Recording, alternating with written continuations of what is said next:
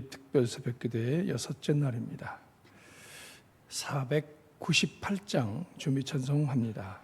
498장.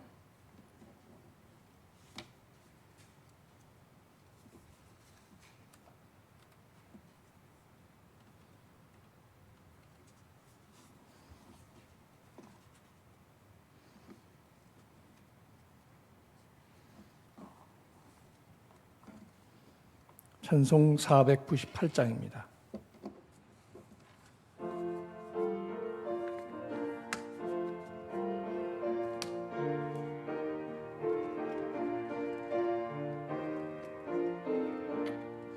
저 죽어가는 자 다 구원하고 죄에서 건져내며 죄인을 위하여 의뢰통하며 예수의 공로로 구원하네. 저 죽어가는 자 예수를 믿어 그 은혜 힘입어 다 살겠네. 주 믿지 않는 자 불쌍히 여겨 참 회개할 때를 기다리네. 열심을 다하여 인도해보세. 예수를 믿으면 다 살겠네. 저 죽어가는 자 예수를 믿어 그 은혜 힘입어 다 살겠네. 저 죽어가는 자 구원해내야 우리의 본분을 다하리니. 예수의 구원을 전파할 때에 그 크신 능력을 다 주시네. 저 죽어가는 자 예수를 믿어 그 은혜 힘입어 다 살겠네.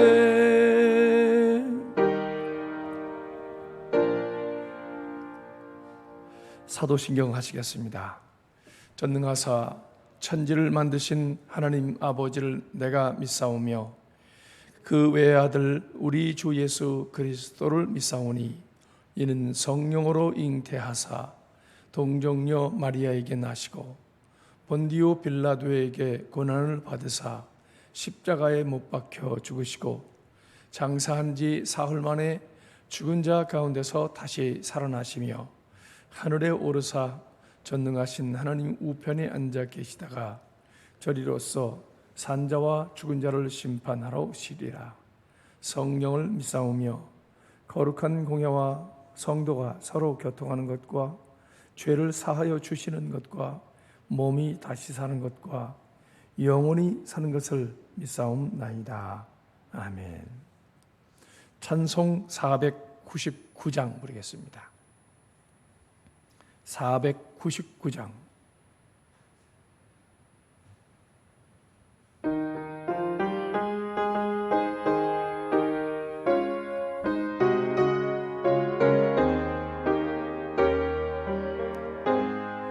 흑암에 사는 백성들을 보라. 수많은 심령 명망하겠네. 그 누가 갈까 주의 복음 들고 생명을 구원하는 곳으로. 큰 권세 주께 있으니 큰 권세 주께 있으니 너는 가서 주의 복음 전하라. 주가 너 항상 지키리라. 구원의 문은 넓게 열렸으니 십자가 군병 일어나거라. 너희의 집 하나로 뭉쳐서 죄 약의 쇠사슬을 끊어라. 근권세 주께 있으니 근권세 주께 있으니 너는 가서 주의 복음 전하라. 주가 너 항상 지키리라. 왜 너는 멸망길을 가려느냐. 주 음성 듣고 응답하여라. 널 구원하려 예수 죽었으니 생명에 참된 복음 전하라. 근권세 주께 있으니 근권세 주께 있으니 너는 가서 주의 복음 전하라. 주가 너 항상 지키리라.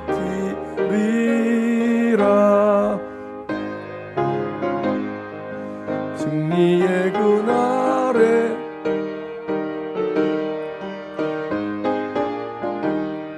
속죄함 입어 구원받았으니 기쁘게 할렐루야 부르세.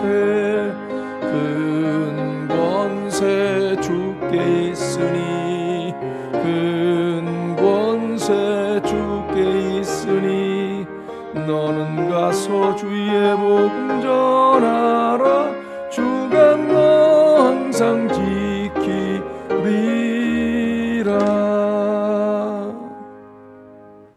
오늘의 말씀입니다. 오늘 말씀은 고린도전서 9장 16절로 19절까지의 말씀입니다. 교재 25페이지에도 있습니다. 봉독해드립니다. 내가 복음을 전할지라도 자랑할 것이 없음은 내가 부득불할 일임이라. 만일 복음을 전하지 아니하면 내게 화가 있을 것이로다. 내가 내 자의로 이것을 행하면 상을 얻으려니와 내가 자의로 아니한다 할지라도 나는 사명을 받았노라. 그런즉 내 상이 무엇이냐? 내가 복음을 전할 때에 값없이 전하고 복음으로 말미암아 내게 있는 권리를 다 쓰지 아니하는 이것이로다. 내가 모든 사람에게서 자유로우나 스스로 모든 사람에게 종이 된 것은 더 많은 사람을 얻고자 함이라. 아멘. 오늘은 복음을 전하겠습니다 하는 제목으로 말씀 나눕니다. 미국의 대표적 복음주의 작가 맥스 루케이도라는 분이 있습니다. 그가 쓴 책 나보다 나를 더 사랑하시는 주님에 나오는 내용입니다. 한 중년 남자가 자기 집에서 갑자기 불이 나갔어요. 전기불이 꺼졌습니다. 그래서 그는 촛불로 켜기 위해서 양초를 모아둔 창고, 이 창고에서 양초를 찾았습니다. 거기서 양초 한 자루를 붙들었습니다. 그런데 그 붙들린 양초가 말을 합니다. 주인님, 나는 아직 불을 밝힐 준비가 되어 있지 않습니다. 어떻게 하면 더 큰 빛을 낼 수 있는지 책을 읽고 있는 중인데 아직 다 못 읽었습니다. 그러니 다음에 저를 사용하면 안 되겠습니까? 그러더랍니다. 그래서 그 옆에 있던 다른 양초에게 손을 뻗치니까 그 양초도 정색을 하며 말합니다. 주인님, 내가 불을 밝힌다는 것이 얼마나 중요하고 무슨 의미가 있는지 묵상하는 중입니다. 아직 나는 묵상에서 깨어나지 못했습니다. 내가 묵상에서 깨어날 때까지 내 몸에 불을 밝히는 것을 연기 좀 하면 안 되겠습니까? 그러자 이제 시선은 바로 그 옆에 나란히 서 있는 4개의 양초를 발견하게 됩니다. 그들 중에 하나의 양초를 가지고 나가려고 하니까 4개의 양초가 함께 소리를 질렀습니다. 우리는 아직 불을 밝힐 준비가 안 됐습니다. 다른 초들이 홀홀 탈 때 그때 우리가 노래를 부르기 위해서 이 작은 나의 빛 비추게 할 거야 라는 노래를 연습하고 있는 중입니다. 결국 어떤 양초로도 불을 밝힐 수가 없었습니다. 이 중년 남자는 불을 밝힐 양초가 한 자루도 없다고 투덜거리며 나왔습니다. 집으로 왔더니 아내가 왜 양초를 가지고 오지 않았느냐고 물었습니다. 그러자 그는 자초지종을 얘기했습니다. 아내가 화를 냈습니다. 무슨 그런 양초들이 다 있어요? 도대체 이 양초를 어디서 사왔어요? 가만히 생각해 보니까 이 양초들은 바로 건너편 마을 문을 닫은 교회에서 사왔다고 했습니다. 아, 그렇구나. 그제서야 부부는 양초들이 왜 그러는지 알았습니다.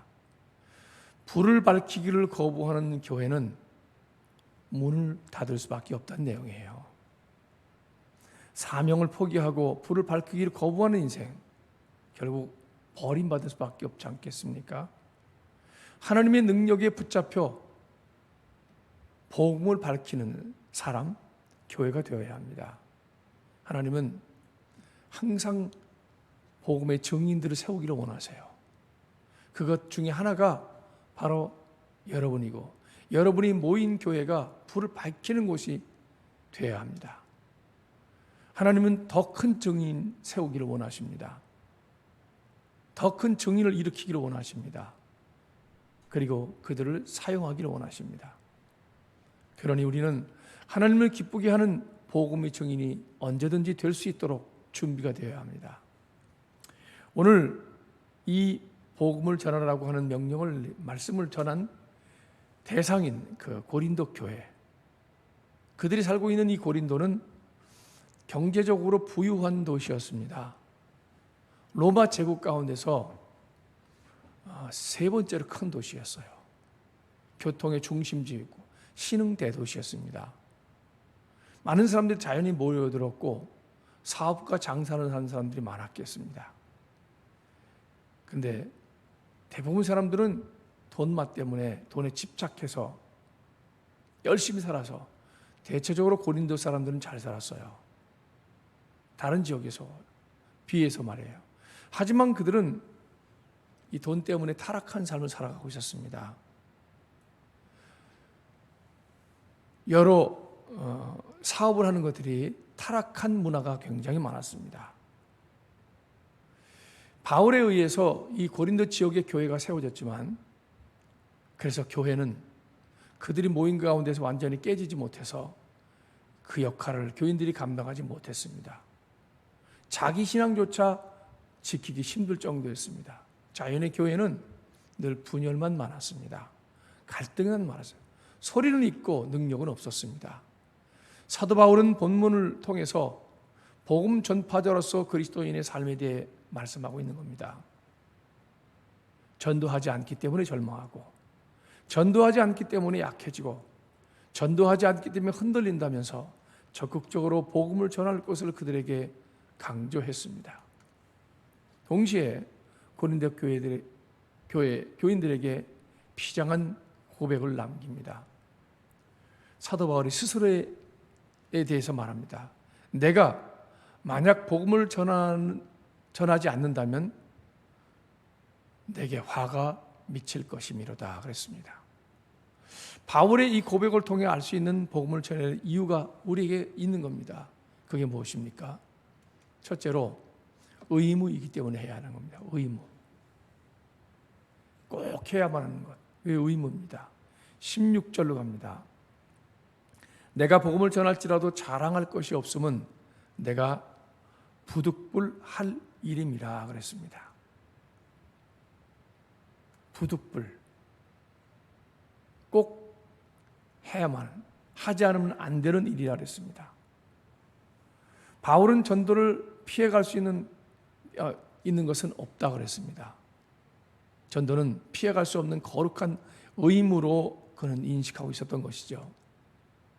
여러분, 그렇습니다. 전도는 우리의 의무입니다. 안 해도 그만이 아니에요.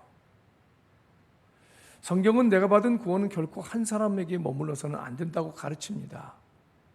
그래서 우리는 이 거룩한 이 의무를 감당해야만 하는 겁니다. 여러분이 마치 천국에 가면 의무를 감당하지 못하면, 전도를 하지 못하면 뭐와 같으냐면 숙제를 안 해온 학생들과 같은 거예요. 숙제 안 해왔다고 학교에 못 들어오진 않죠. 들어오지만 그 수업에 진지하게 임할 수가 없어요. 진도가 안 나가니까요. 숙제를 해봐야 그 다음 진도가 나오는데 처질 수밖에 없는 거예요. 그런 부끄러운 모습으로 천국에 가면 되겠습니까? 구원은 나 한 사람에게 머물러서는 안 됩니다. 내가 구원받는 것은 다만 구원받아서 나 혼자 천국에 가려고 하는 것이 아닙니다. 구원을 통해서 그 복음이 이웃에게 흘러 들어가도록 나를 통로로 택하신 겁니다. 하나님께서. 그러므로 우리는 이웃을 향한 복음의 통로가 마땅히 되어야 합니다.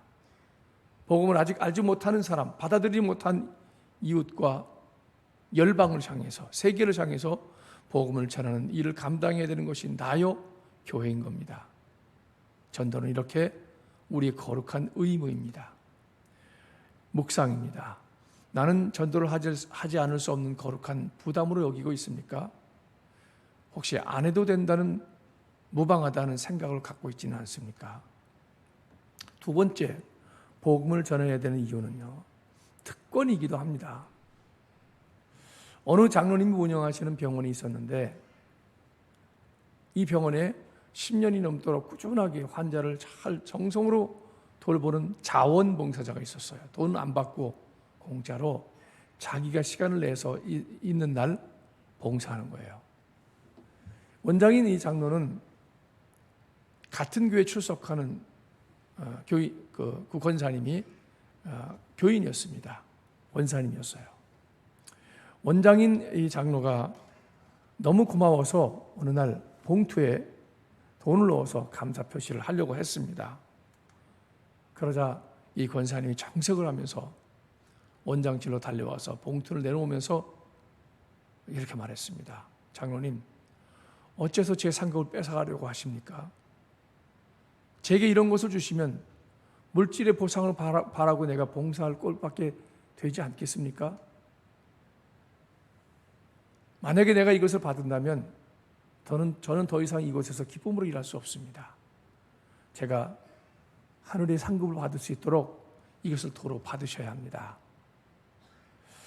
이 권사 앞에서 원장인 장로는 너무 부끄러웠다고 고백했습니다. 그렇게 살지 못하고 사는 자신의 모습이 오히려 수치스러웠다고 말했습니다. 여러분, 전도는 단순한 의무가 아니라 이것을 넘어선 특권이기도 해요. 우리 어쩌면 의무라고 생각하면 억지로 하지만, 부득불해야 하지만, 특권이라고 생각하면 기쁨으로 할 수 있잖아요. 나만 할 수 있는 거니까. 나만 누릴 수 있는 기쁨이니까 말이에요. 거룩한 특권으로 받아들이는 바로 우리는 주목해야 합니다. 17절입니다. 내가 내 임의로 이것을 행하면 상을 얻으려니와. 내 자의란 뜻이에요. 내 자의로 이것을 행하면 얻으려니와. 자의, 자기 뜻에 의해서 하는 거예요. 스스로. 바울은 전도를 당연한 의무로만 인식한 것이 아니라 내가 좋아서 기뻐서 하는 것이고, 이 일에는 반드시 하나님의 상이 있을 것이다 하는 확신이 있었습니다. 그래서 전도는 거룩한 의무만이 아니라 즐거운 특권인 것입니다. 가장 귀한 상급이 약속되어 있는 것이 전도입니다. 묵상입니다. 나는 전도의 특권을 즐거움으로 누리고 있습니까? 마지못해 하고 있습니까? 아니, 그마저도 하지 못하고 있습니까? 세 번째, 사명이기 때문에 해야 합니다. 의무란 말에 비슷하지만 의무는 그 순간만 하는 걸 말하지만 사명은 평생 하는 거예요. 17절 하반절입니다. 내가 자의로 아니한다 할지라도 나는 직분을 받았노라 했습니다. 자의로 스스로 전도를 하지만 즐거운 마음이 동반되지 않는다 하더라도 때로 전도는 포기할 수 없는 나의 사명이라고 고백하고 있는 거예요. 실제로 이 청지기적 이 사명은요, 청지기적이라고 하는 뜻이 포함되어 있어요. 오이코노미안이라고 하는 말이 포함되어 있는데, 그러니까 청지기가 뭡니까? 주인의 집안일을 몽땅 맡아서 하는 사람을 청지기라 그래요. 그에게 어떤 큰 보상이 주어지는 것, 약속된 것은 아니에요. 그는 청지기로서 그 일을 해야만 하는 사람이에요. 청지기에게 맡겼으면 주인을 위해서 청지기는 일을 해야 합니다.